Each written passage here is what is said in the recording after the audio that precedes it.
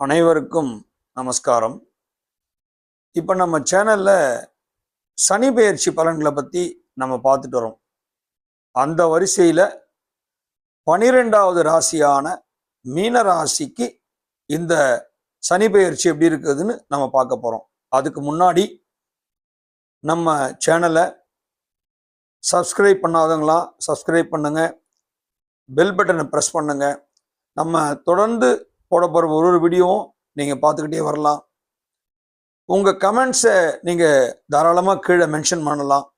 Positive negative எது இருந்தாலும் அதுக்கு நம்ம விளக்கம் கொடுக்கலாம்.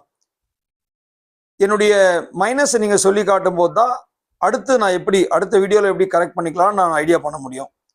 அதே மாதிரி என்னுடைய ப்ளஸ்ஸு சொன்னீங்கன்னா என்கரேஜ் பண்ணும்போது அது இன்னும் கொஞ்சம் அடுத்த வீடியோவில் இன்னும் கொஞ்சம் நம்ம நல்லா சொல்லலாம் அப்படிங்கிற ஒரு மைண்ட் செட் வரும்.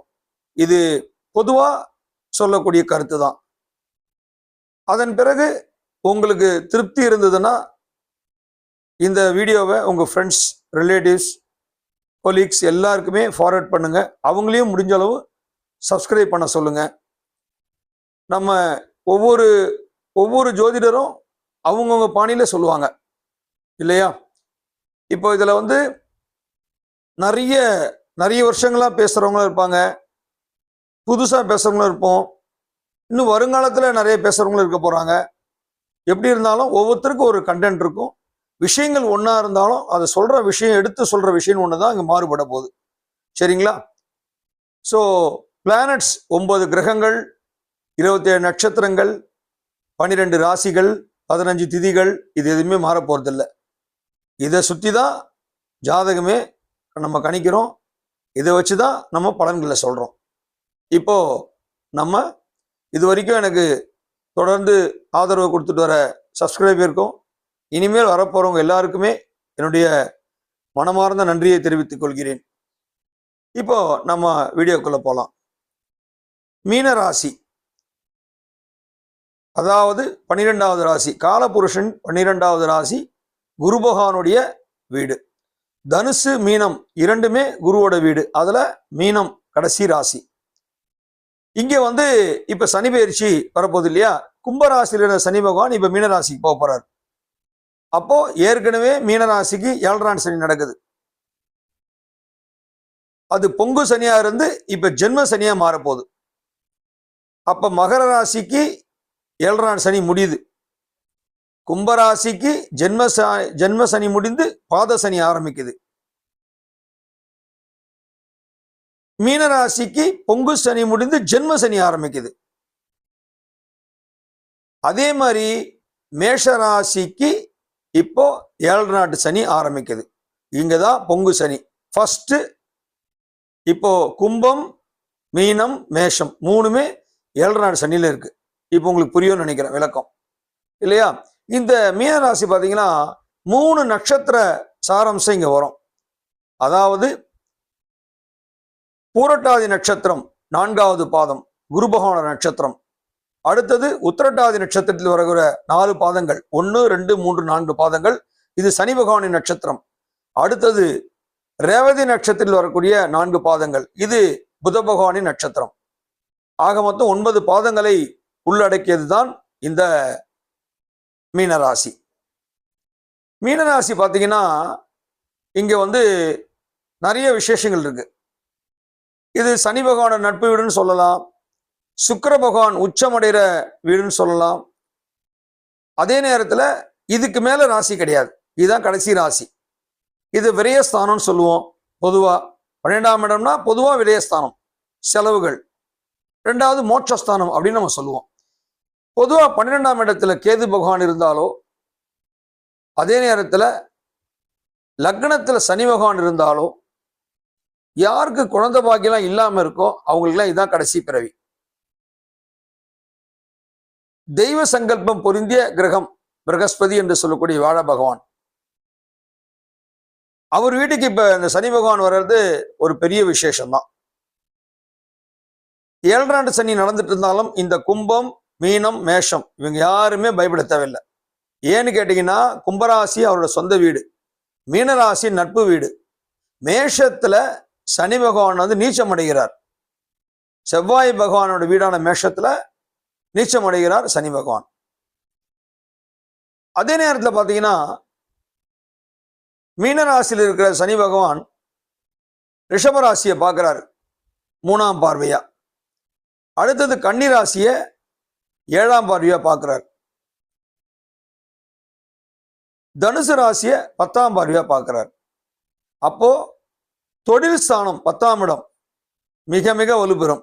ஏன்னு கேட்டீங்கன்னா அது குரு பகவானோட வீடு. அது மட்டும் இல்லை, இப்போ குரு பகவான் வந்து பார்த்தீங்கன்னா இந்த மீனராசிக்கு 3ஆம் இடத்துல இருக்காரு, தைரிய வீரிய ஸ்தானத்துல. அடுத்தது மே மாசம் வரும்போது 4ஆம் வீட்டுக்கு மிதுனத்துக்கு போயிடுவார்.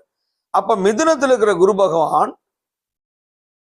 மீனராசிக்கு 8ஆம் இடமான துலா ராசியை தன்னுடைய 5ஆம் பார்வையா பார்க்கிறார். அது ஆயுள் ஸ்தானம் 8ன்றது. அதை குரு பகவானுடைய கண்கள் பார்க்க போகுது மே மாசத்துக்கு அப்புறம். அது துலாம். அடுத்தது 10ஆம் வீடு மீனத்துக்கு தனுசு, அதை குரு பகவான் தன்னுடைய 7ஆம் பார்வையா பார்க்க போறாரு. அவருடைய வீடு அவரே பார்க்கிறாரு. தொழில் பலம் விருத்தி அடையும். அதுக்கப்புறம் பார்த்தீங்கன்னாக்கா 12ஆம் இடம் மீனத்துக்கு 12ஆம் இடம் எது? கும்பம் விரயஸ்தானம். அதை குரு பகவான் தன்னுடைய 9ஆம் பார்வையா பார்க்க போறார். இதுவே ஒரு பெரிய விசேஷம்தான். இங்க ராகு வந்து மே மாசத்துல ராகு வந்து இப்போ மீனத்துல இருக்கிற ராகு கும்பத்துக்கு வர போறார். கண்ணில் இருக்கிற கேது பகவான் சிம்மத்துக்கு வர போறார். அப்ப என்ன ஆகும்? கும்பத்துல ராகு பகவான் இருந்தாலும் குருவோட பார்வை பார்க்கும்போது செலவுகளை நல்ல விதமான செலவுகளா மாற்றுவார். ஏதாவது கெட்ட செலவுகள் போகக்கூடிய மாதிரி இருந்தாலும் அதை சுப செலவுகளா குரு பகவானுடைய பார்வை மாத்திட்டு போயிடும். இது ஒரு பெரிய விசேஷமான தன்மை. அதுபோக தைரிய வீரிய ஸ்தானத்தை சனி பகவான் பார்க்க போறார் இல்லையா, 3ஆம் இடத்தை, அதாவது ரிஷபத்தை. அங்க ஏற்கனவே குரு இருக்காரு. மே மாசம் மாற போறாரு. குரு மாறினாலும் 3ஆம் இடத்தை சனி பார்க்கும்போது அது ரிஷபம் என்று சொல்லக்கூடிய சுக்கிர பகவானோட வீடு. அது பொதுவா பாத்தீங்கன்னா சுக்கிர பகவானும் சனி பகவானும் ரொம்ப க்ளோஸ் ஃப்ரெண்ட்ஸ். இப்ப சனி பகவான் போயிருக்கிற அந்த மீனத்துலதான் சுக்கிர பகவான் வந்து உச்சபலம் பெறுறாரு. ரிஷபம் துலாம் ரெண்டும் சொந்த வீடு சுக்கிரனுக்கு. அந்த சுக்கிர பகவான் மீனத்துல உச்சபலம் பெற்று கண்ணியில வந்து நீச்சபலம் அடைகிறார். அப்ப என்ன ஆகும்னு கேட்டீங்கன்னா சுக்கிரன் உச்சம் பெற்ற வீடு சனி பகவான் போகும்போது இன்னும் ஒரு அபிரிதமான வளர்ச்சி மீனராசிக்கு ரொம்ப அருமையா இருக்க போகுது. சொல்ல போனா இந்த 7ஆம் நாடு சனி ஜென்ம சனி பொற்காலம் தான் சொல்லணும். பயப்படுற மாதிரிலாம் எதுவுமே கிடையாது. மீனராசி கொஞ்சம் செலவுகள் நிறைய பண்ணுவாங்க. மீனராசிக்காரெல்லாம் பார்த்தீங்கன்னா பொதுவாகவே குரு பகவான் வீடா இருந்து சுக்கிரன் உச்சம் பெறார் இல்லையா, அது என்ன ஆகும்னு கேட்டீங்கன்னா தேவகுரு ஆட்சி பலம், அசுரகுரு உச்ச பலம், லக்ஸுரி செலவு நிறைய பண்ணுவாங்க. செலவுகள் நிறைய பண்ணக்கூடிய ராசி தான் மீனராசி. தேவையில்லாததுக்கெல்லாம் செலவு பண்ணுவாங்க. ஆடம்பரத்தை ரொம்ப விரும்புவாங்க. ஒரு சாதாரண விஷயத்தை கூட பெரிய செலவா பண்ணணும் எதிர்பார்ப்பாங்க. தன்னை வந்து மிகைப்படுத்தி காட்டுறதுல மீனராசி மிஞ்ச முடியாது. நிறைய சொல்லிக்கிட்டு போகலாம். அதே மாதிரி வாகனங்கள் மாத்திக்கிட்டே இருப்பாங்க. அடிக்கடி இந்த கார் வாங்கலாம், அந்த கார் வாங்கலாம், மாத்திக்கிட்டே இருப்பாங்க. லக்ஸுரி வாழ்க்கை அது மாதிரி. அதே நேரத்துல தெய்வ சங்கல்பம் பொருந்திய அது ராசி. ஏன்னா செலவுகள் நிறைய இருந்தாலும் வருமானம் இருந்தால் தான் பண்ண முடியும். வருமானம் எப்படி கிடைக்கும்? நம்ம தொழில் நிறைய பண்ணும்போது, நல்ல உத்தியோகத்தில் இருக்கும்போது. அப்ப தனகாரன் என்று சொல்லக்கூடிய குரு பகவானுடைய வீடு இல்லையா, அப்ப பணமும் வரும், தகுந்த செலவும் பண்ணுவோம். ஸோ அதனால இந்த மீனராசிக்கு சனி பெயர்ச்சி மிக மிக அபரிதமான வளர்ச்சி. அதுபோக 7ஆம் வீடை வந்து கன்னியை வந்து சனி பகவானுடைய பார்வைப்படுது. இப்போ குரு பகவான் அங்க பார்த்துட்டு இருக்காரு. குரு பகவானுடைய பார்வை மே மாசத்துக்கு அப்புறம் மறைஞ்சிரும். அவர் மிதுனத்துக்கு போகும்போது அந்த கன்னிக்கு பார்வை இருக்காது. இப்ப அங்க யார் இருக்காருன்னா கேது இருக்காரு. கேதுவும் மாற போறாரு, சிம்மத்துக்கு வந்துருவாரு மே மாசத்துல. அப்ப மே மாசத்துல சிம்மத்துல இந்த கேது, கும்பத்துல ராகு. சூரிய பகவான் வீட்டுல கேதுவும் சனி பகவான் வீட கும்பத்துல ராகுவும் வர போறாங்க. ரெண்டுமே பகை வீடு. இருந்தாலும் ராகு பகவான் மேல குரு பகவானுடைய பார்வை விடுறதுனால ஒன்றும் பெரிய பாதிப்புகள் கொடுத்துட மாட்டார். அதே நேரத்துல சிம்ம ராசியில இப்ப கேது வராரு. அது வந்து பாத்தீங்கன்னா மீன ராசிக்கு 6வது இடம் சிம்மம், ருணரோக சத்ருஸ்தானம். கொஞ்சம் கேதுவால சின்ன சின்ன பிரச்சனைகள் இருக்கும். 6ஆம் இடம்ன்றது பொதுவாகவே கொஞ்சம் டஃப்பான பிளேஸ் தான். அதுவும் கேது அங்க வராருன்னும் போது கொஞ்சம் இந்த ஒரு விஷயத்துல மட்டும் மீனராசிக்காரன் கொஞ்சம் கரெக்டா இருக்கணும். ஏன்னா கேதுவோட பலம் உங்களுக்கு எல்லாருக்குமே தெரியும். எவ்வளவு பெரிய ஆளா இருந்தாலும் ஒருத்தர் ஆஸ்திகனமா மாத்துவாரு, நாஸ்திகனமா மாத்திடுவார். அதுதான் கேது. அப்படிப்பட்ட கேது பகவான் 6ஆம் இடம் வருவது அவ்வளவு உகந்ததல்ல. அதுவும் சூரிய பகவான் வீட்டுக்கு வராரு. இருந்தாலும் இதெல்லாம் பொது பலன்தான்.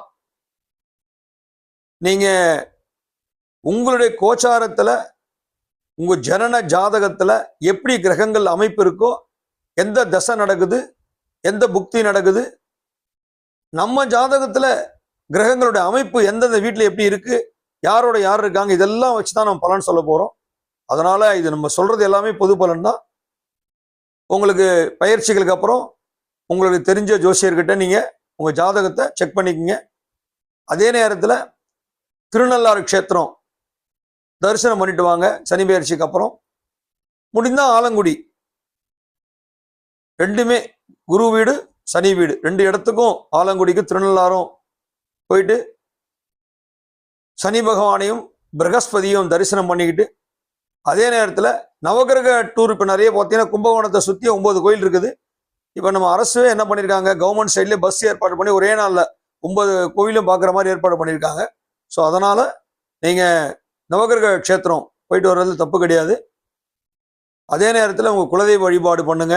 மற்றபடி வீடு கட்டுறது, கல்யாணம் பண்றது, உத்தியோக அபிவிருத்தி, தொழில் அபிவிருத்தி எல்லாமே சிறப்பாக தான் இருக்கும். 6ஆம் இடத்துல கேது இருக்கிறதுனால மட்டும் கொஞ்சம் நீங்க உஷாரா இருக்கணும். தேவையில்லாத விஷயத்துல போய் தலையிடக்கூடாது. எதுவும் சூரிட்டி கொடுக்கறது, சைன் பண்றதுலாம் பண்ணக்கூடாது. அதே மாதிரி ஒரு பிரச்சனைனா ஒரு இடத்த போய் நீங்க அந்த இடத்த போய் நின்று அந்த பிரச்சனையை பார்க்குற மாதிரி அமைப்பு ஏற்படுத்திடும். தேவையில்லாத விஷயத்தை இங்க பழி ஏற்றுப்பீங்க. இப்படி நிறைய சில நெகட்டிவ்லாம் கொடுத்துருவார் கேது. அதனால கொஞ்சம் நீங்க அங்க அந்த இடம் மட்டும் நீங்க கேர்ஃபுல்லா இருந்துக்கணும். நம்ம வேலையை மட்டும் நம்ம பார்க்குற மாதிரி இருக்கணும். அனாவசியமா அடுத்த இதில் தலையிடக்கூடாது. இது இருந்தாலே உங்களுக்கு பாதி பிரச்சனை சால்வ் ஆயிடும். அதனால இந்த சனி பெயர்ச்சி மீனராசிக்கு மிக மிக அற்புதம். எல்லோருமே உங்க குலதெய்வ வழிபாடு செய்து முடிந்த அளவு வறுமை கோட்டுக்கு கீழே இருக்கவங்களுக்கு நீங்க எவ்வளவு தான தர்மங்கள் பண்றீங்களோ அந்த அளவுக்கு உங்களுக்கு ஒரு நல்ல ஒரு இம்ப்ரூவ்மெண்டா இருக்கும் சனி பெயர்ச்சி. உங்களுக்காக நானும் எல்லாம் வல்ல எம்பெருமானை வேண்டிக் கொண்டு இந்த சனி பெயர்ச்சி உங்கள் அனைவருக்கும் சிறப்பாக அமைய பிரார்த்தனை செய்கிறேன். ஓம் நம சிவாய.